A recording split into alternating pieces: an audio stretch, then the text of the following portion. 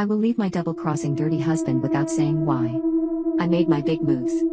I have been discreetly packing my clothes, and yesterday the moving truck came and took all my stuff and my furniture that I bought to my new place.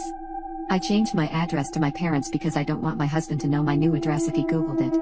When I was in my new apartment it looked gloomy and so tiny. I just broke down crying. Like I have postponed my tears and now I could finally feel safe to be vulnerable. Around dinner my husband started bombarding my phone because I left him a note that I was done with our marriage and filed for divorce. My plan was to never speak to him again, but today after a million messages and missed calls I folded and answered him. He was very confused and in total panic, but I just kept saying that I wasn't in love with him anymore and that I was bored in our marriage.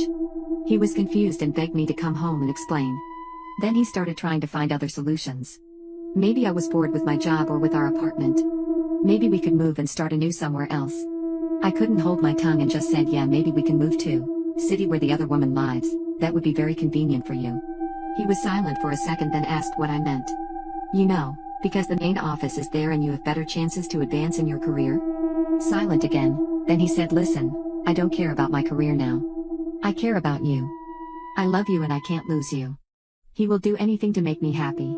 I said the only thing was that he left me alone and understood that it is over, because the sooner he realized it was over the better. I hung up. I probably need a new phone number because I don't trust myself not answering him again. I was so disappointed in myself for talking to him when I decided I didn't. My parents-in-law have called and wanted an explanation, and I just said that I wasn't in love anymore and wanted an out. They're both confused, all in all it is better than them knowing the real reasons. I'd rather have them confused than sorry for me, or worse, try to explain his behavior and ask me to forgive him. I'm way better this way. I don't think there's a need for lawyers. We don't own anything together and we don't have children.